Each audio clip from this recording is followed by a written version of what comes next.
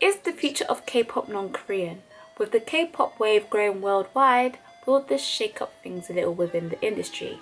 Let's discuss on Shawty Showdown. Let's go. Yeah. Bitch, you ain't got shit on me. K-pop has crossed over the ocean and back within recent years. The popularity has grown tremendously to the point that K-pop is literally everywhere. Last year, JYP touched on the notion that for K-pop to stay relevant worldwide, agencies and the industry itself need to look for talent outside of Korea. To an extent, this has already happened with many idols like Amber, Bam Bam, Lisa, Ten, just to name a few, who are present within the industry. But it does seem like recently, K-pop could become non-Asian, with groups like EXP Edition and CoCo Avenue making their mark, and also Jaden Smith wanting to debut. Who knows what the future holds for K-pop?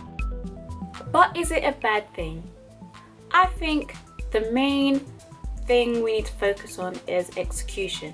If it is done right, it should be fine. In my eyes, Alex from RANIA BP was used as a prop. First of all, the outfits she wore while they were performing live was very different. Secondly, when she was put into the group, she hardly knew any Korean. Now I know this is maybe one of the factors of many foreign idols may suffer with, but at least when they're singing or rapping or whatever, they are doing it in Korean. Alex rapped in English.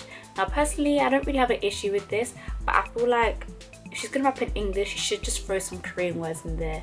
So you know, like in a standard Korean song, the formula is Korean, Korean, Korean, insert English, Korean, Korean. I feel like she should have done the reverse there. She should have done English, English, English, insert Korean, English, English. It's the only way that is fair, right? Secondly, the whole palaver with her not being choreography, her just doing her part and walking off stage and all this palaver, it was very blatant that she was used as a prop just to create buzz for the group, which essentially in my eyes still didn't work. So on the other hand, you have EXP Edition, which are known as a K-pop group, which many fans are how do you put it?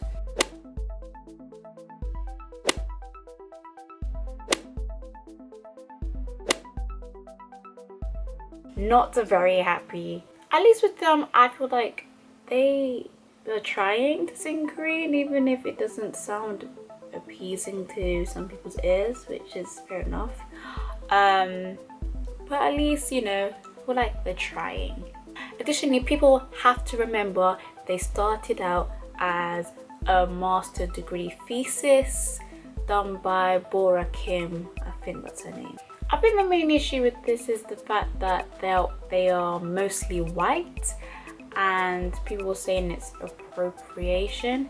I don't really feel like it is. I feel like they may not know all the ins and outs of K-pop or how dearly people hold it to their hearts, but I generally feel like they are trying. They're not my cup of tea, but I really feel like they are. What about CoCo Avenue? Aren't they doing the same thing? For those who don't know, CoCo Avenue are an African American group that sing Korean, but they don't call themselves a K-pop group. They said that they are using their platform to educate people on black culture.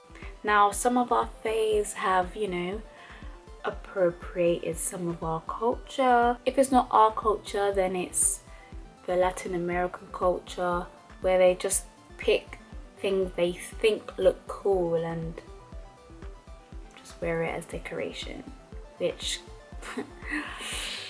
that's a different Shawty Showdown. The more we started to watch K-pop, the more we became really uncomfortable with our culture's portrayal in a lot of K-pop music. They're adopting certain things without understanding where it comes from. And so our entry into K-pop became less about being a part of the glitz and glamour of K-pop and more about the education of where you're getting the stuff that you think is popular from. Okay. There's nothing wrong with sharing culture. I think sharing culture is very important in order to understand each other. I think where we find a problem is when you don't understand the culture that you're sharing from. And it's becoming a stereotype. We just want our culture portrayed in the right way. So that's what we want to do. Which I totally agree with, and I find it refreshing that they are using their platform to do such a thing. I feel like fans connect with CoCo Avenue more than EXP Edition. Firstly, CoCo Avenue started out as fans, and they do appreciate K-pop as a whole.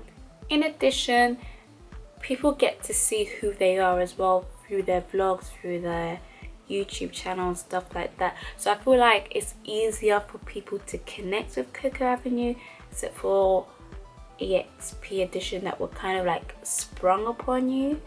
So I feel like that's a main difference as well.